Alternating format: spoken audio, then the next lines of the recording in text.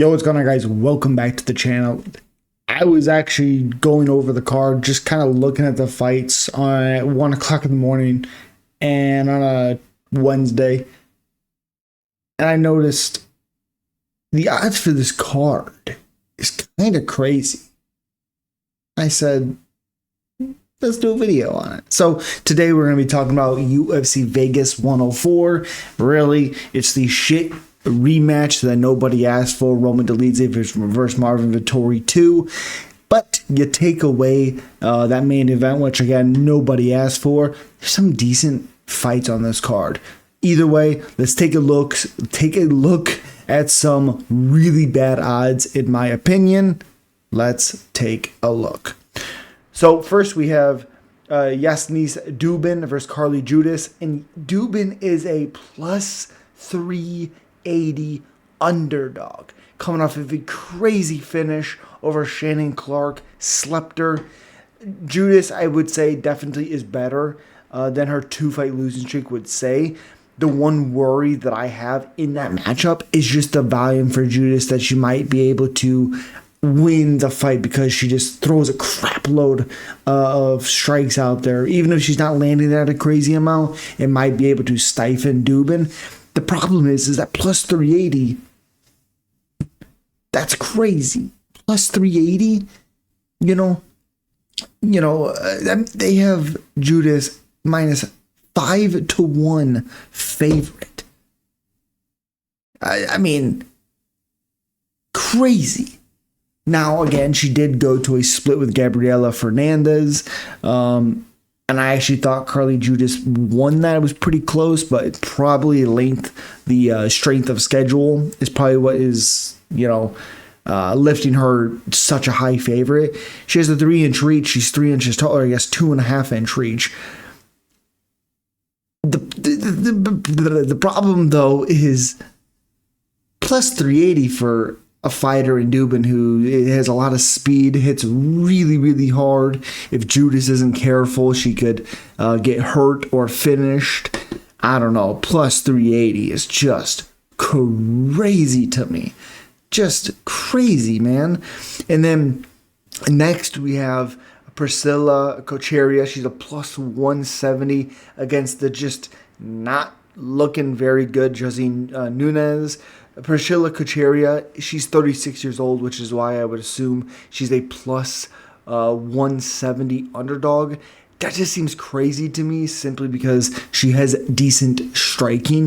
The biggest issues she's had is when fighters are able to get the fight down to the ground or just really able to grapple, and they don't give her the space to do her work.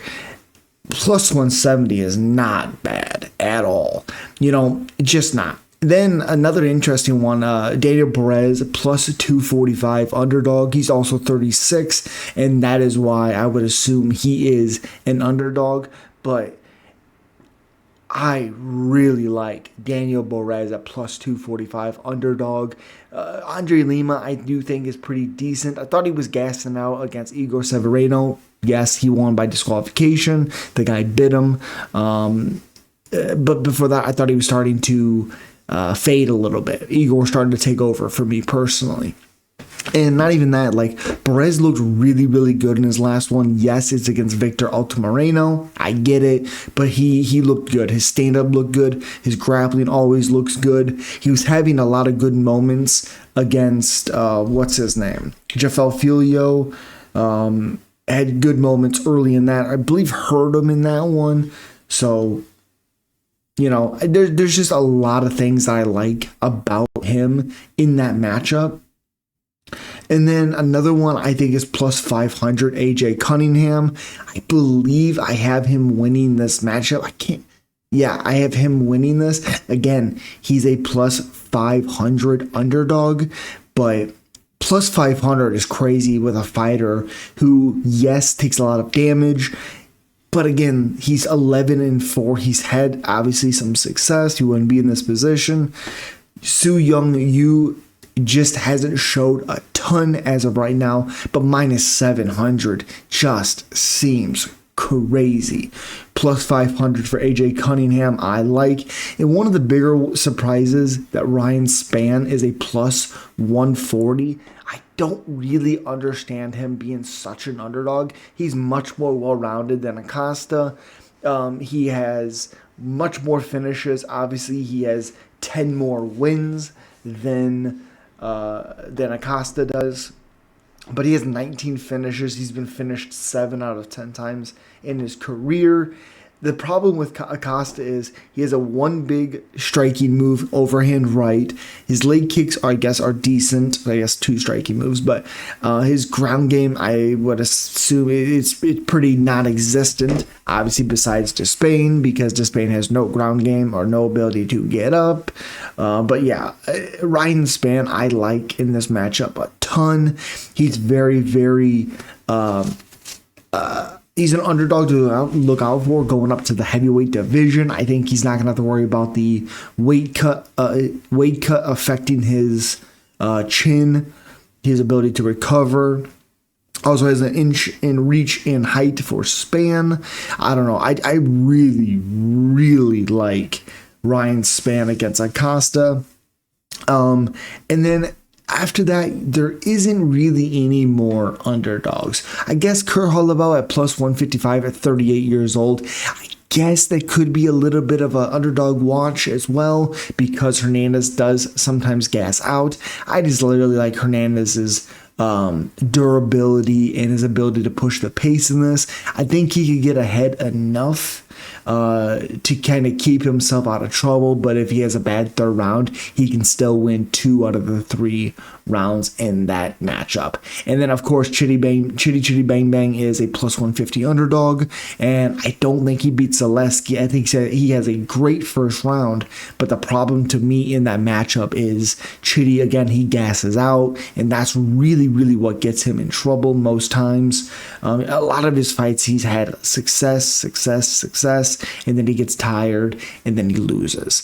I think Chitty's going to look good early. It is at 170. Again, I believe this is 3rd or 4th fight at 170. The weight cut obviously is a little bit of a thing. If you play at his speed, you let him dictate the matchup, he's going to look awesome. He's going to control. Might not be crazy exciting, but he has really good striking for those types of fights. If you make it chaotic, you have the ability to change that and make him kind of fold under pressure. So, and then Zaleski, 25-8-1. I believe he's only been finished 1 time, 3 times in his career, but once in the UFC, and that was by the Leech, I believe. Yes, the Leech. So yeah, I really like Zaleski Dos Santos in that matchup. I'm rooting for Chitty and Njokuani, but at plus 150, I wouldn't be mad if somebody threw a first round Chitty and Njokuani or Chitty and Njokuani money line to win, like KO and decision, double chance it there. But yeah, he has 7-inch reach, 4 inches in height for Chitty. Also, Zaleski has decent striking, but having such a bad reach with Chitty, he might be trying to get the fight to the ground, and I just think at some point he's going to have to strike and mix it up to get it there, and at some point in the fight, I just think he's able to do that and win this matchup, even though I will be rooting for Chitty and Njokuani to win the matchup. But as always, guys, subscribe, like, comment. Let me know if you want to see more videos like this on fight nights, pay-per-views, whatever, cards. But yeah, I really enjoy doing these types of things. I think it's interesting. If it does well enough, I can keep on doing it. If you guys want it, I'll keep doing it. I appreciate you. Subscribe, like, comment. Peace.